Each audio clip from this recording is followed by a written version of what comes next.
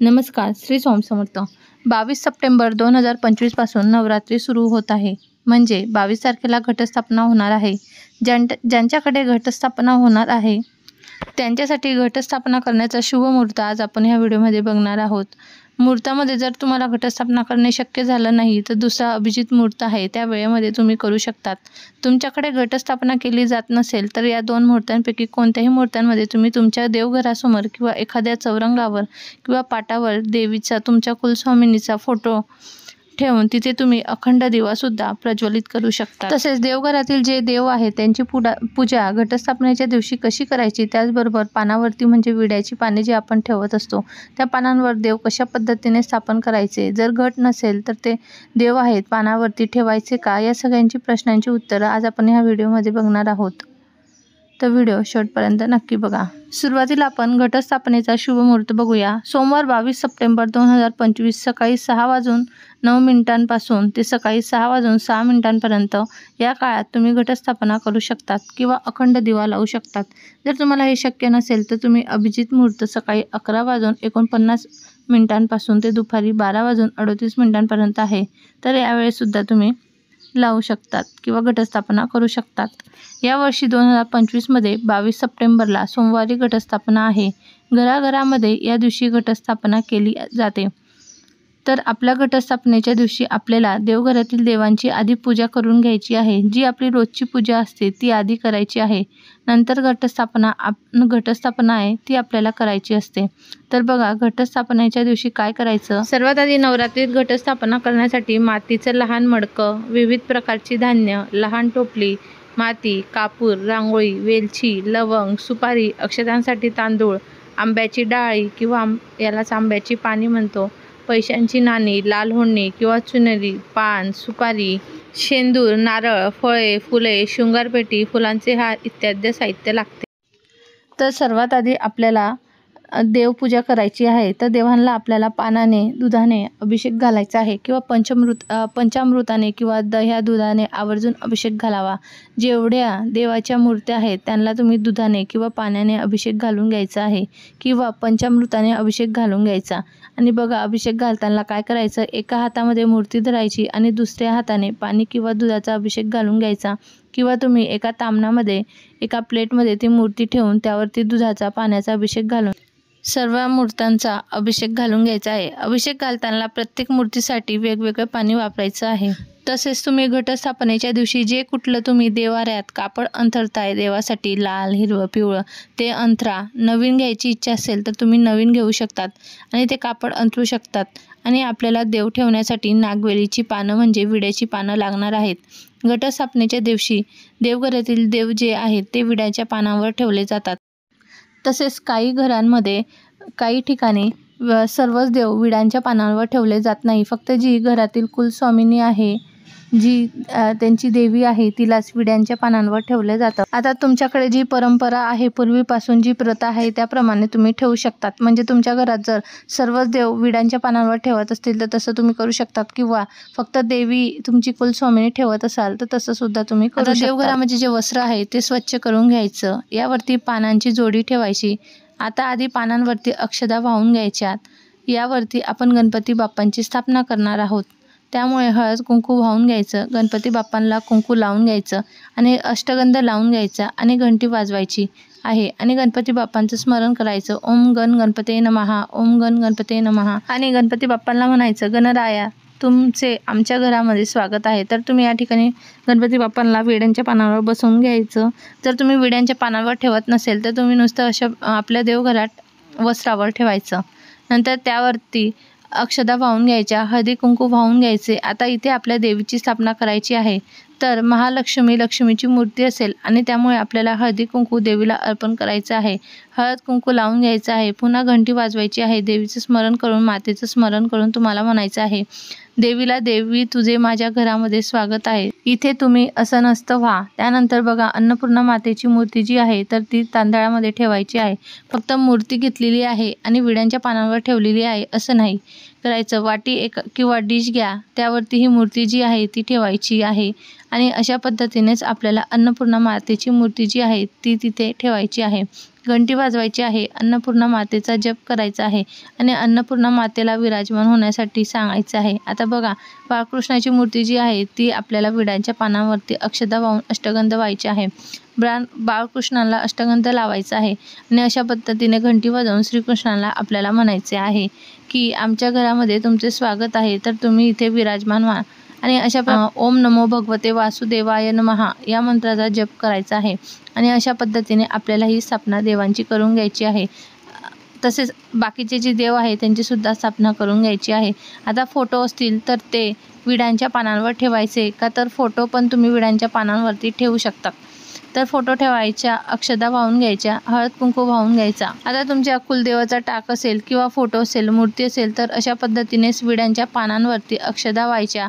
आता कुलदेवांना शक्यतो जो गुलाल असतो त्यांचा मान असतो, त्यामुळे गुलाल वाहून घ्यायचा. तांदळावरती आणि मूर्ती किंवा मग कुलदेवताचा टाक ठेवल्यानंतर त्याला गुलाल लावून घ्यायचा आणि अशा प्रकारे आपल्याला मूर्त्यांची स्थापना करून घ्यायची आहे. म्हणजे देवी असतील तर हळदी कुंकू व्हायचं, अक्षदांवरती देवींना हळदी कुंकू लावायचं. त्याचबरोबर देव असतील, समजा कृष्णाची मूर्ती किंवा दत्तगुरूंची मूर्ती असेल तर तुम्ही अष्टगंध अक्षदांवरती व्हायचं आहे आणि त्यांना देखील अष्टगंध लावायचा आहे. म्हणजे देवींना हळदी कुंकू आणि देवांना अष्टगंध लावायचा आहे.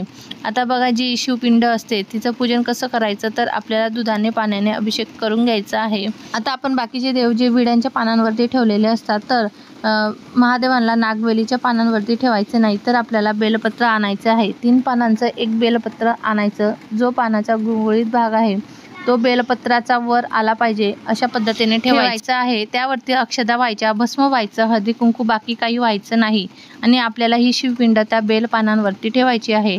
विड्यांच्या पानांवरती आपल्याला शिवपिंड फक्त ठेवायची नाही. त्याचबरोबर जर तुमच्याकडे धातूचं कासव असेल तर कासव पण आपल्याला विड्यांच्या पानांवर ठेवायचं नाही. ज्या प्लेटमध्ये कासव ठेवलेले आहे त्यातील पाणी आपल्याला रोज बदलायचं आहे. अशा पद्धतीने जर तुमच्या घरामध्ये पूर्वीपासून नागवेलीच्या पानांवर देव ठेवत असतील तर अशा पद्धतीने ठेवा आणि जर तुमच्याकडे फक्त कुलदेवीच ठेवत असेल तर फक्त कुलदेवी ठेवा. आता आपल्याला 9 दिवस हे देव हलवायचे नाहीत. काही जण असं म्हणतात की ही पानं बदलली तर रोज चालतील का, तर बघा, पान बदलायचा प्रश्न येत नाही, कारण आपल्याला देव अजिबात हलवायचे नाही. तुम्ही ताजी फुलं जी आहेत ती वाहू शकतात.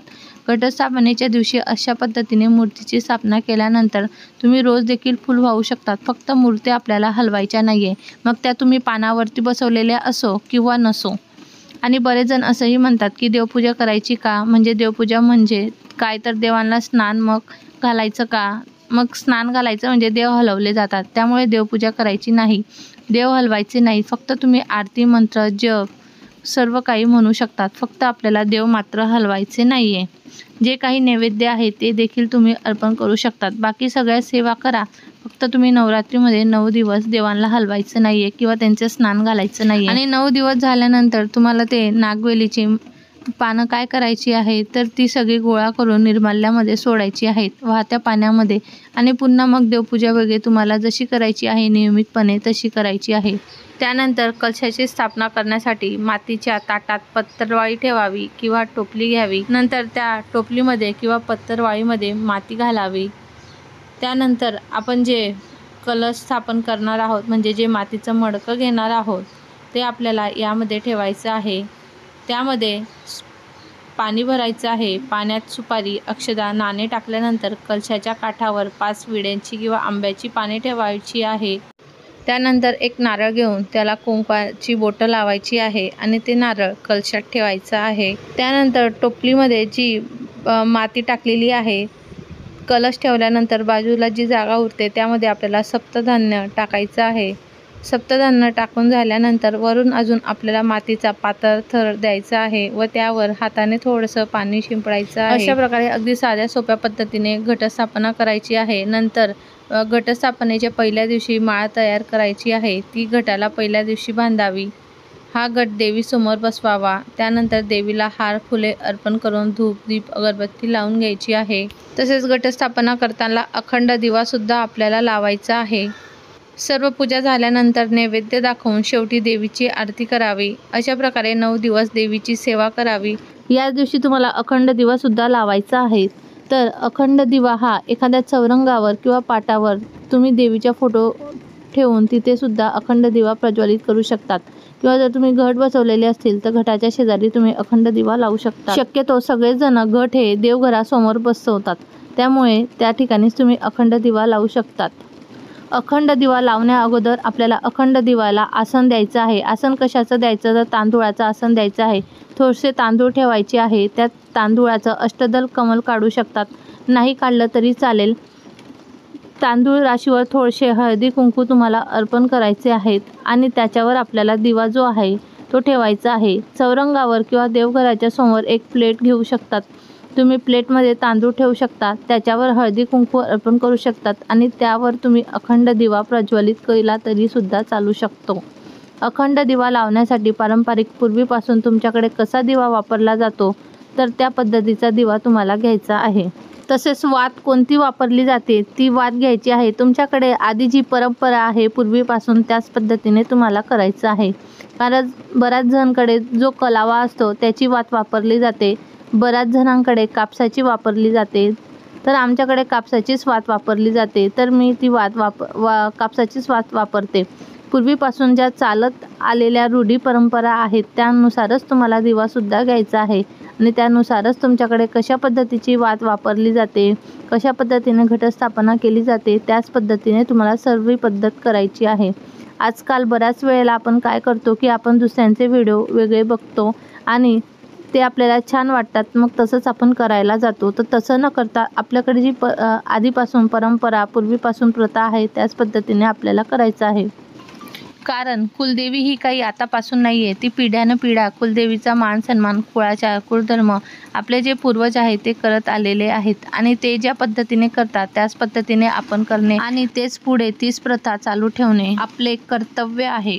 त्यामुळे तुमच्या घराण्यातील परंपरेनुसारच तुम्हाला दिवा घ्यायचा आहे आणि त्यामध्ये वातसुद्धा वापरायची आहेत आणि सुरुवातीला दिवा ठेवल्यानंतर दिवा स्वच्छ धुवून वगैरे कोरडा करून घ्यायचा आहे। दिवा ठेवल्यानंतर दिव्याला हळदी कुंकू अक्षदा अर्पण करून घ्यायचे आहे, त्यानंतर त्यात तेल टाकायचं आहे। तुम्ही तुमच्या घरी जी कोणती वात वापरली जाते ती वात त्यामध्ये लावायची आहे, दीप प्रज्वलित करायचा आहे, अखंड दीप, आणि त्यामध्ये एक छोटासा कापराचा तुकडासुद्धा टाकायचा आहे। यामुळे तुमचा दिवा हा 9 दिवस सतत तेवत राहील, शांत होणार नाही। ओटी जी आहे म्हणजे देवीची जी ओटी आहे ती तुम्ही 8व्या माळीला 9व्या माळीला भरू शकतात, पण या 2 माळीला तुम्हाला जर देवीची ओटी भरणे शक्य झालं नसेल तर तुम्ही 5व्या माळीला पंचमीला सुद्धा देवीची ओटी भरू शकता। काही कारणास्तव तुम्हाला हे सुद्धा जमलं नाही तर 9 दिवसांमध्ये कोणत्याही दिवशी तुम्ही देवीची ओटी भरली तरी सुद्धा चालते। तुमच्याकडे घटस्थापना असू द्या किंवा नसू द्या, घरच्या देवीची ओटी तर भरायचीच आहे।